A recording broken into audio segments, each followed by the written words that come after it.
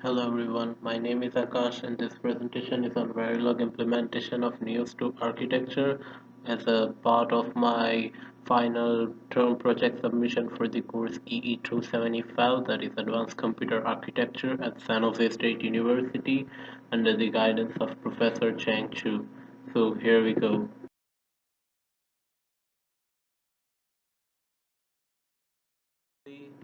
FPGA platform of statics and Cyclone is operated using NIOS 2 processor. NIOS 2 is basically a type of a soft-core processor which works on reduced instruction set computer architecture. The word length for the instruction and everything for the NIOS 2 is 32 bits, and there can be up to 256 instruction implemented using NIOS 2 soft-core processor, and it uses basically hardware architecture. That means it uses separate buses for instruction bus and data bus.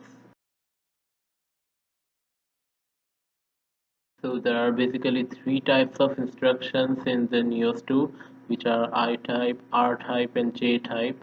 So I type instruction basically has two registers, source register and target register, 16-bit immediate value and 6-bit opcode. R type register has three registers, source register, destination register, and target register, but it doesn't use immediate value because the inputs are usually stored in registers. It has extended opcode and opcode parts. The J-type instructions are basically branching instructions such as jump or call, etc. It has opcode and 26-bit immediate value, which contains the address or the value of program counter where the control is supposed to be jumped. So here is the basic block diagram of the NIOS 2 architecture. As can be seen in the diagram, there are 5-stage pipelining done. We can basically divide it into 5 stages. Fetch, for the first block, it is fetch, so it basically fetches the instruction from the program counter. So depending on the value of the program counter, the value of the instruction is fetched from the instruction memory. The second stage is decode, which basically decodes the instruction. That is, it separates out the value of opcode and a resource register, destination register from the instruction, and also it has the sign extension. The next stage is execute, in which arithmetic and logical unit, that is ALU, takes place, and also the calculation of the new address using the instruction in case of branch and jump instruction is calculated in this stage. The next stage is memory access, in which data memory is accessed in case required. And the final and last stage is write back, in which the contents of the output of the ALU operation are written back in the register memory in case they need to be. So there are basically 5 stages for the pipelining. So here is the block diagram for pipeline implementation that I've used for NIOS 2. So basically there are 5 stages: fetch, decode, execute, memory, and write back. So 5 stages, and it changes the stage at every passage of the clock cycle. So after fifth stage, as we can see, there are 5 different stages of 5 different instructions getting executed at the same time. So it basically reduces the requirement of cycles per instruction and hence makes it more efficient. So let's go to the simulation results for my code so that we can understand how basically the NIOS 2 software works.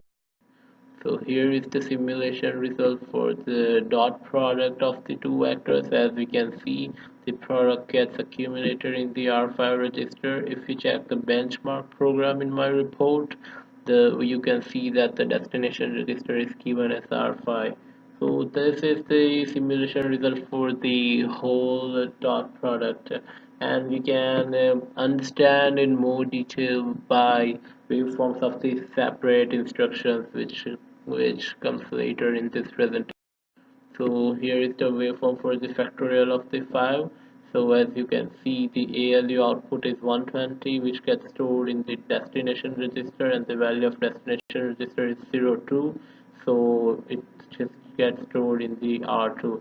As you can see, the factorial gets calculated step by step with each loop. So let's try to understand the operation of the each instruction separately. So here is first multiple mul instruction. So R8, R6, R7. So R8 is the target register, R6 is the destination, and R7 is the source register. As you can see, the destination register and source register contains the value which calculates the output, and this gets generated in the ALU, which is here, and from ALU it gets transferred to the R8 register, so contents of R8 register gets changed. So that's the execution of the MUL. Similarly, we can understand the execution of the add instruction and mul instruction. So here is the opcode for the add instruction as per the NIOS 2 architecture set. So destination register is 5, source is 8, and target is again 5. So it's basically accumulation. So the target register gets the value of 140 over here.